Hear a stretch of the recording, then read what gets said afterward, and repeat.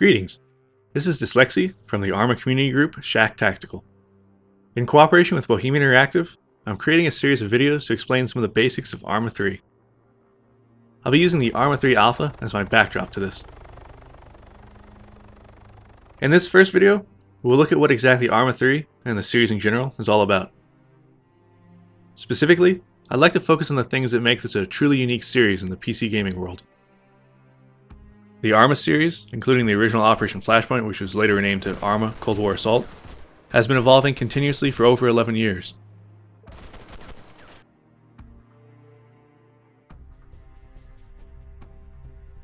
At its core, Arma is a military sandbox experience. It's basically the Minecraft of military sim games. Or Armymen, if you will. Keep in mind that the Arma 3 Alpha is oriented towards focusing on the infantry feature set of the game, but the possibilities extend well beyond that. Arma allows you to participate in simulated combat at all levels. You can choose to be an infantryman, drive a car or a tank, fly a helicopter, a jet, drive a boat, jump out of a plane, act as a forward observer or a sniper. If it's possible in the real world, you can probably do it in Arma. Now, with that being said, Arma is not a hardcore simulation of every platform involved in modern and future combat like you see in a focus sim. Instead, it's a combined arms game, which provides the opportunity to participate at all levels of combat, with accessibility and authenticity as the guiding principles. If there's something you haven't seen done in the extensive content library of the core game, the rich and active modding community will likely deliver it.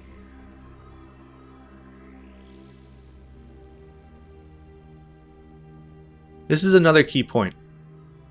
Looking at the current lineup of military shooters, you're hard-pressed to find one that supports or even allows for modding. For Arma, it's a keystone of the feature set, and the symbiotic relationship between the developer and their modding community is one of the strongest allures to a long-term investment in the series. I've been playing this game since the first edition came out back in 2001, and every year brings improvements and evolutions that continue to keep it firmly entrenched in its position of being my all-time favorite platform, bar none. Let's contrast Arma with some of the typical wargame experiences available today.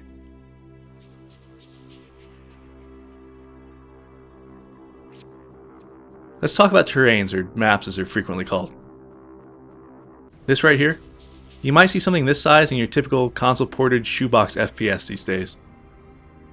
But panning back, it's just a tiny slice of the small island of Stratus. This whole island is about 20 square kilometers. The main terrain of the game, by comparison, is about 270 square kilometers. The hills, the forest, the background, it's not a backdrop, it's as real as anything else in the game. If you want to have a firefight over there, there's nothing stopping you. There's no invisible walls, no encouragements to get back in the fight because you're leaving the boundaries. This entire island is a canvas. Bohemia paints their pictures through the single player and multiplayer content, but they give all of us the tools to imagine it however we see fit. It's a living world with real-time day-night cycles, clouds, tides, an accurate starscape which can even be used to navigate in a pinch, rain, fog, lightning, wind, waves. Altering the conditions alone can have a huge impact on any given scenario. What if a battle was at night instead of the day? What if you didn't have night vision? What if it was storming?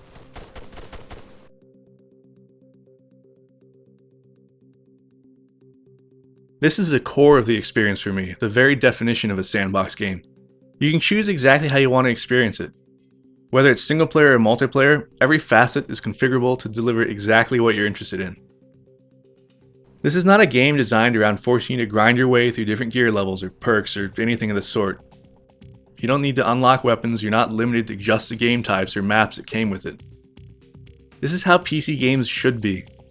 If you want to create a mission that's exclusively about fighting it out in jets, Top Gun style, there's nothing stopping you. You want a huge tank fight? Go for it. You're not going to have to buy a whole new DLC just to have a chance to fight in close quarters maps or use armored vehicles more. It's entirely in your hands as to what the experience becomes. And thanks to the modding community, the possibilities are continually broadened and refined. The Arma community is vast. Whether you want full-on military simulation or a more relaxed environment, or maybe you just want to jump in and get playing, there's a group or a server out there for you.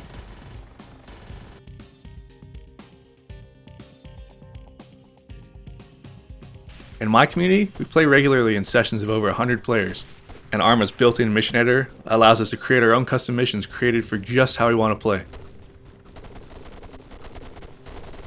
The editor's ease of use and the presence of a scripting language means that with a little practice, the creativity of your missions are only limited by your imagination. There are servers out there that run persistent missions that take place over days and days, allowing people to hop in, play, and hop out at their leisure. DayZ, the zombie survival game, started as an Arma 2 mod before turning into a standalone game.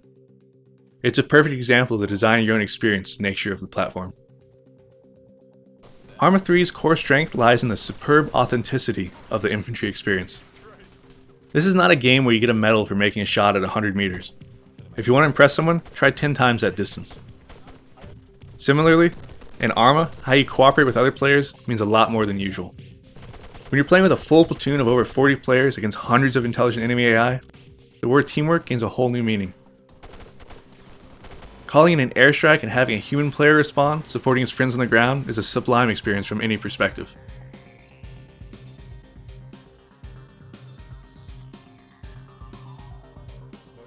That same sandbox nature that lets you create huge missions with hundreds of enemies also lets you draw inspiration from military history, current events, or just something you find interesting, and recreate it virtually. It allows you to experience those events as a participant, to gain a perspective of what happened, or what might have happened if things had been different. It's a perspective that books, movies, and more rail-oriented Hollywood shooters simply can't provide. Whether it's Vietnam, Mogadishu, Iraq, Afghanistan, Cold War gone hot, World War II, or III for that matter. Once the mod community has a crack at it, you'll be able to do all that and more. Arma 3 is about choosing or even crafting the experience that you want.